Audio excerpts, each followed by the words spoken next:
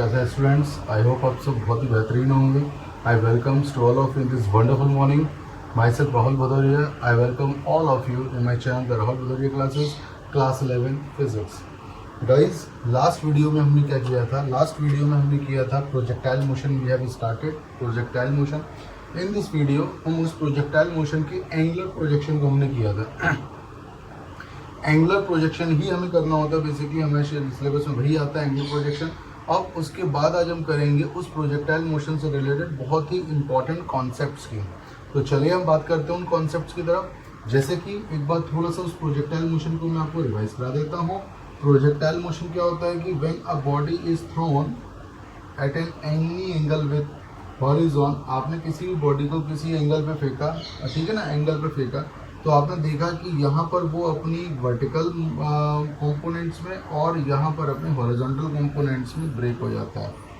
Vertical component हो जाता है यू कॉस थीटा और हॉरिजॉन्टल कंपोनेंट हो जाता है यू साइन थीटा। तो यू कॉस थीटा इसका वर्टिकल कंपोनेंट होता है, यू साइन थीटा इसका हॉरिजॉन्टल कंपोनेंट होता है। इस पूरे मोशन के दौरान वो कुछ इसकी कंडीशंस हैं जिनकी हम बात करते हैं। लाइक यहाँ पर जैसे कि ये एक पॉइंट ए होता है जहाँ पर वो सबसे ज़्यादा हाइट पर जाता है, तो this is called maximum height. इसको हम क्या बोलते हैं? Maximum height. ठीक है, इस पोर्शन से यानी कि ओ से लेकर ए तक वो जाता है, तो यहाँ पर वो टाइम लेता है, तो यहाँ पर बोलते हैं टी। और उसके बाद यहाँ से फिर वो बी तक लौट कर आता है, इसको बोलते हैं, ये भी हाफ टाइम होता है। It is denoted by small time, तो this is called time of ascent. और यही हमारा होता है टाइम ऑफ डेसेंट। यानी कि ओ से लेकर ए तक चढ़ने में लगा समय टाइम ऑफ एक्सेंट, और ए से लेकर बी तक उतरने में लगा समय टाइम ऑफ डेसेंट। जो टाइम चढ़ने में लगेगा वही उतरने में लगेगा। तो ये भी, इसकी भी बात करेंगे। उसके बाद कैपिटल टी होती है टोटल टाइम ऑफ फ्लाइट। क्या होती है? Total time of flight. Total time of flight ये वो टाइम होता है कि बॉडी कितनी देर तक पूरी फ्लाइट में रही है, एयर में रही है, तो ये हम निकालेंगे। उसके बाद निकालेंगे हॉरिजॉन्टल रेंज। क्या निकालेंगे? हॉरिजॉन्टल रेंज, यानी कि बॉडी ने टोटल कितना हॉरिजॉन्टल रेंज कवर किया है, जो ओ बी होगा। क्या होगा? बी होगा। और बेसिकली यहाँ पर अगर हम इसको सी ले लेते हैं और आप निकालेंगे मैक्सिमम हाइट। क्या निकालेंगे? मैक्सिमम हाइट, जो आपकी एसी होगी। तो बेसिकली ये सारी चीज़ें हम निकालेंगे, जो इसके बड़े ही इंपॉर्टेंट कॉन्सेप्ट्स हैं, जो इसके बड़े ही इंपॉर्टेंट फंडामेंटल्स हैं। ठीक है ना? तो आई होप आपको समझ में आ रहा होगा हम क्या बात कर रहे हैं। तो इसी को कंटिन्यू करते हुए हम आगे लेके चलते हैं। जो हमें निकालना है, सबसे पहले हम निकालते हैं टाइम ऑफ एक्सेंट। तो नंबर 1 जो हम निकालने वाले हैं स्मॉल टी, जिसको हम बोलेंगे टाइम ऑफ एक्सेंट। तो टाइम ऑफ एक्सेंट में आएगा time taken by the body to reach at maximum height. और इसने यहाँ पर हाइट h या y डिस्प्लेसमेंट किया हुआ है। ठीक है ना?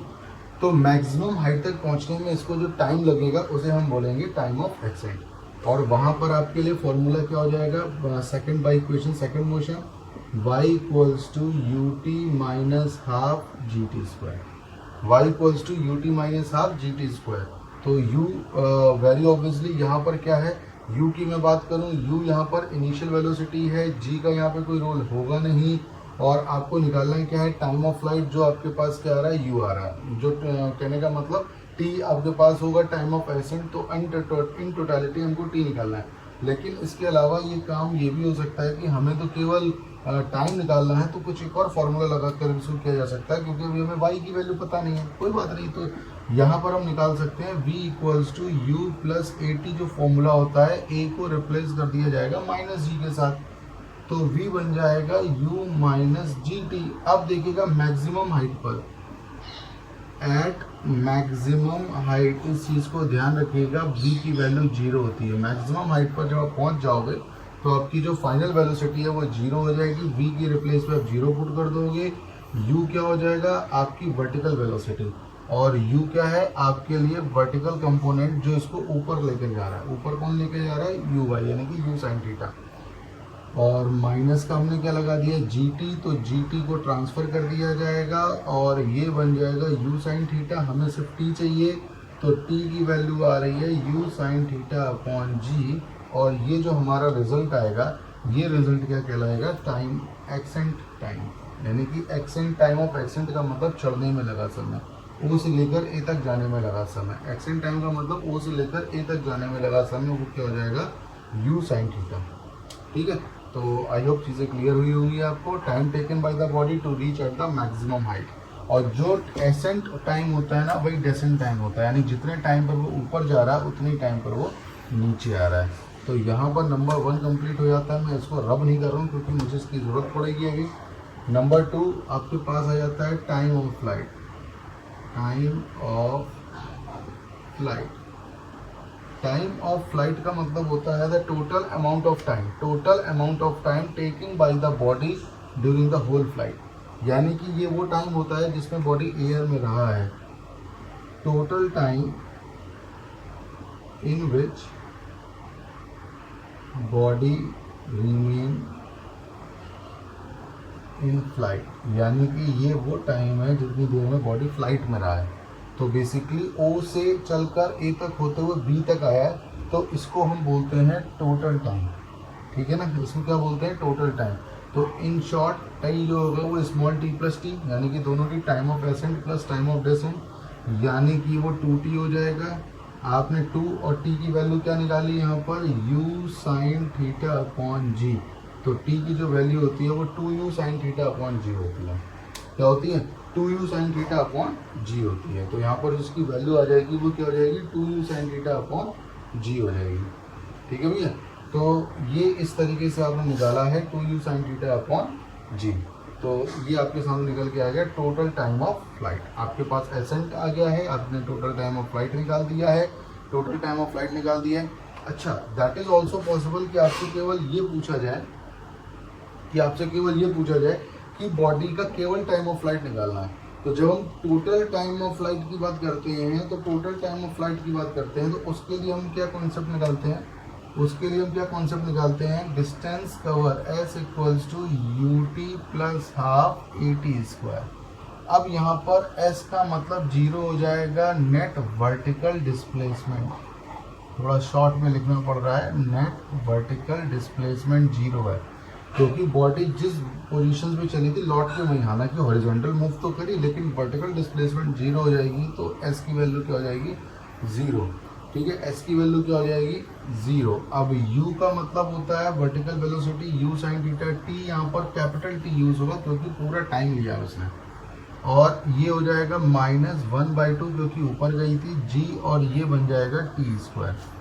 तो एक हाफ GT को इधर भेज देंगे, तो ये बन जाएगा half GT square U sign theta into T से T कैंसिल हो जाएगा, और इस 2 को ऊपर और G को नीचे, तो T की वैल्यू आ जाएगी U, 2 मल्टीप्लाई हो जाएगा तो 2U साइन थीटा अपॉन ये G कहाँ जाएगा, डिनोमिनेटर में, तो ये बन जाएगा 2U sine theta upon G। क्या बन जाएगा, 2U sine theta upon G बन जाएगा। तो ये जो वैल्यूज़ आ रही हैं आपके सामने, ये वैल्यूज़ आपको मिल जाएंगी T equals to 2U sine theta upon G।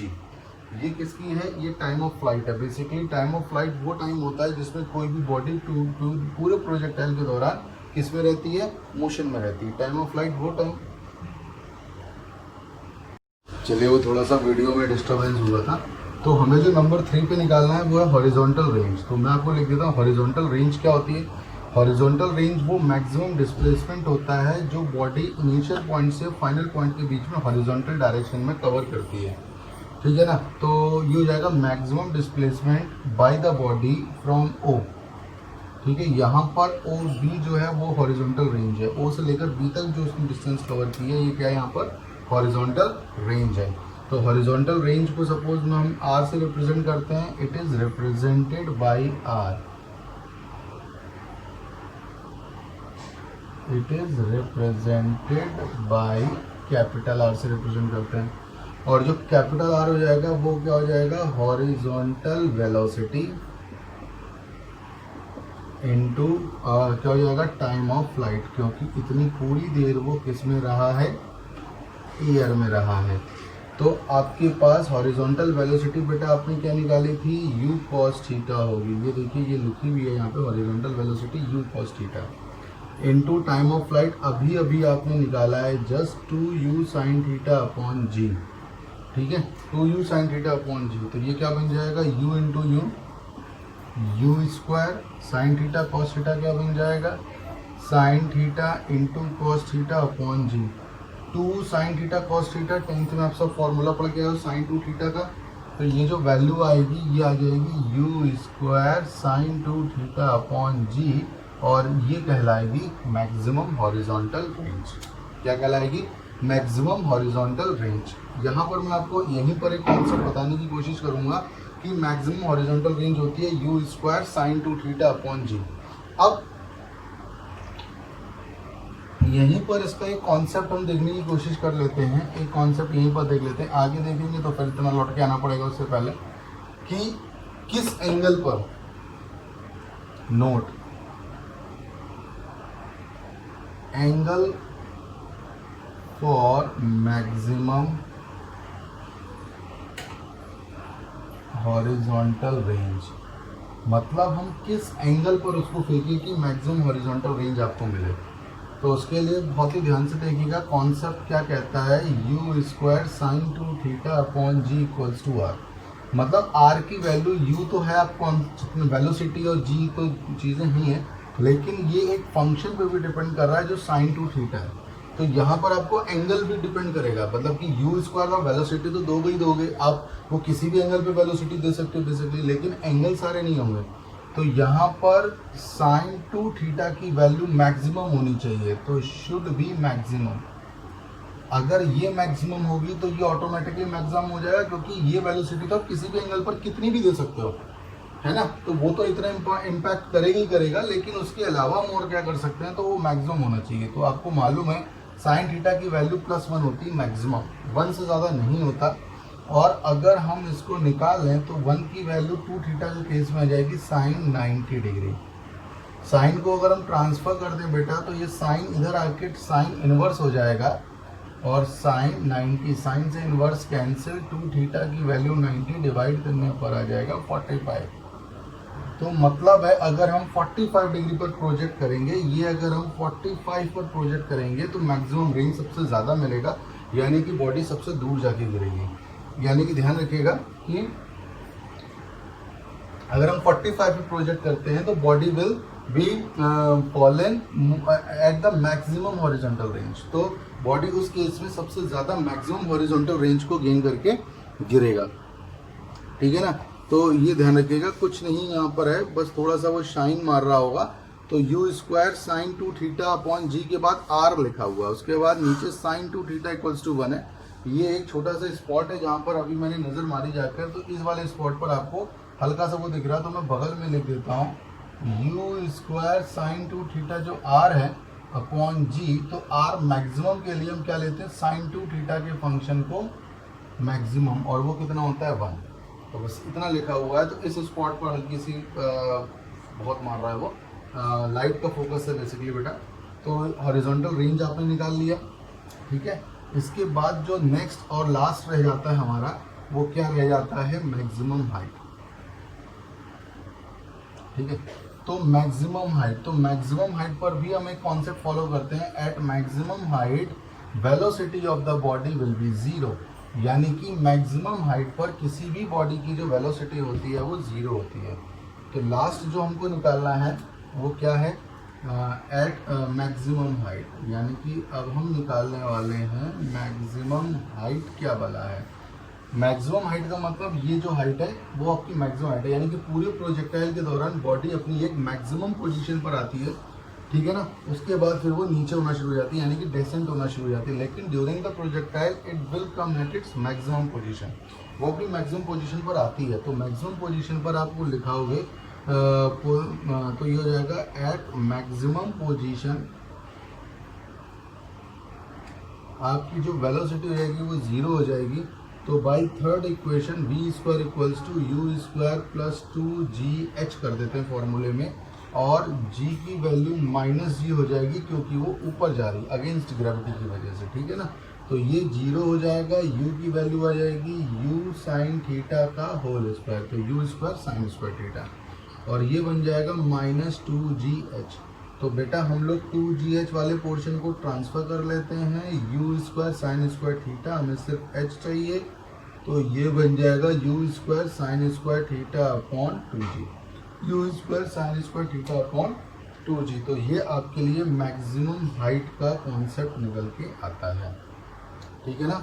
Maximum height का कॉन्सेप्ट निकल के आता है, वही बात आ जाती है, ये मैक्सिमम के लिए यहाँ पर साइन थीटा आ रहा है, तो मैक्सिमम के लिए साइन थीटा की वैल्यू भी 1 होनी चाहिए। अब जब इसको सीधे सीधे हम कंपेयर कर लेते हैं, स्क्वायर के लिए 1 है, साइन स्क्वायर थीटा 1 है, तो साइन थीटा भी आपके लिए 1 हो जाएगा मैक्सिमम के लिए। तो यहाँ पर थीटा की वैल्यू 90 डिग्री आ सकती है। बेसिकली अगर आप सबसे पूरी वेलोसिटी लगाकर आप सबसे ऊपर फेंकोगे ना, तो वो सबसे हाईएस्ट जाएगा, और उस केस में ये आपके लिए मैक्सिमम 1 हो सकता है। तो मेरा पॉइंट था h की value u square upon 2g, ये एक फॉर्मूला बन सकता है जब आपको सबसे ज़्यादा मैक्सिमम हाइट चाहिए तब, ठीक है ना।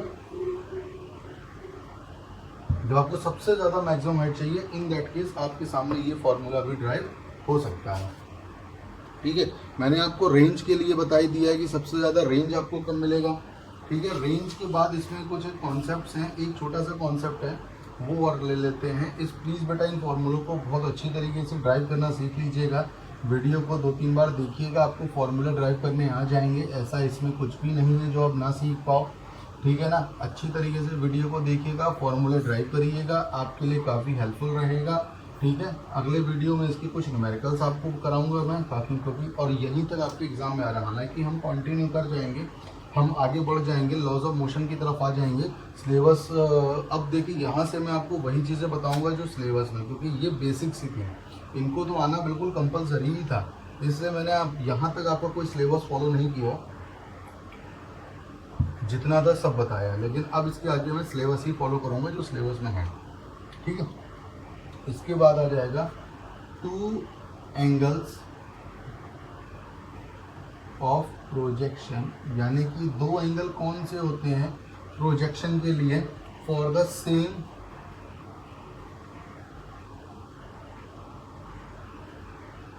Horizontal range. तो आपने किस एंगल पे फेंका जाए, या सेम हॉरिजॉन्टल रेंज या मैक्सिमम हाइट, ये सब आपको मिले, या टाइम ऑफ फ्लाइट मिले, तो टाइम ऑफ फ्लाइट भी मिल सकती है, तो किस एंगल पर मिलेगा। बहुत ध्यान से देखिएगा, एक बार फॉर्मूला दोबारा से बनाता हूँ मैं। जैसे कि ये आपने फेंका थीटा पर, तो ये तो थीटा फेंका हॉरिजॉन, यानी कि थीटा जो एंगल फेंका है ये हॉरिजॉन के साथ फेंका है, ठीक है ना। अब लेकिन वर्टिकल के साथ भी कितना रह जाएगा, तो वर्टिकल के साथ हो जाएगा 90 माइनस थीटा। ये वाला एंगल कितना हो जाएगा 90 माइनस थीटा, तो 90 माइनस थीटा विद वर्टिकल। तो जहाँ जहाँ आपने थीटा लगाए थे वहाँ वहाँ आप 90 माइनस थीटा लगा कर भी निकाल सकते हो। जैसे for time of flight, for time of flight क्या लगाया था, u square sine square theta. तो u square sine square theta जो आपने लगाई थी टाइम ऑफ फ्लाइट के लिए, तो क्या निकाला था, टाइम ऑफ फ्लाइट था, सॉरी ये था मैक्सिमम हाइट, तो u square sine square theta, तो ये मैक्सिमम हाइट लेता, तो आपने निकाला था 2u साइन 90 माइनस थीटा पर भी आपको वही मिलेगा। तो साइन 90 माइनस थीटा बाल को क्या हो जाता है, साइन थीटा ही होता है, तो वही सेम आपको क्या मिला, टाइम ऑफ फ्लाइट सेम मिला। तो बेसिकली बस ये डिफरेंट एंगल है, ठीक है ना। तो सेम एंगल की बात की जाएगी, sine 90 minus theta time of flight हो गया। फॉर मैक्सिमम हाइट की मैं अगर बात करना चाहूँ, तो मैक्सिमम हाइट के लिए आपने निकाला था u square sine square theta, maximum height u square sine square theta upon 2g, जो अभी अभी जस्ट आपने निकाला है। थीटा की वैल्यू हम यहाँ पर क्या लगा सकते हैं, 90 माइनस थीटा, ये वर्टिकल के साथ है, तो u स्क्वायर ये हो जाएगा sine square theta upon 2g ही निकल कर आएगा। और उसके बाद हम निकाल सकते हैं फॉर मैक्सिमम हॉरिजॉन्टल रेंज। लेकिन अगर हम मैक्सिमम हॉरिजॉन्टल रेंज की बात करते हैं, तो यहाँ पर बन जाएगा u square sine 90 minus theta upon g, ठीक है। तो साइन 90 माइनस थीटा 2 से अगर हम मल्टीप्लाई कर दें बेटा, तो 2 से मल्टीप्लाई करके आप देखिएगा क्या बन जाएगा, R square U square sine, ये बन जाएगा 180 minus 2 theta upon G. I don't know कि आपको 10th में ये बताया गया है कि नहीं। 180 माइनस थीटा, जब भी किसी एंगल को 180 से माइनस करते हैं तो वो सेकंड क्वाड्रेंट में जाता है।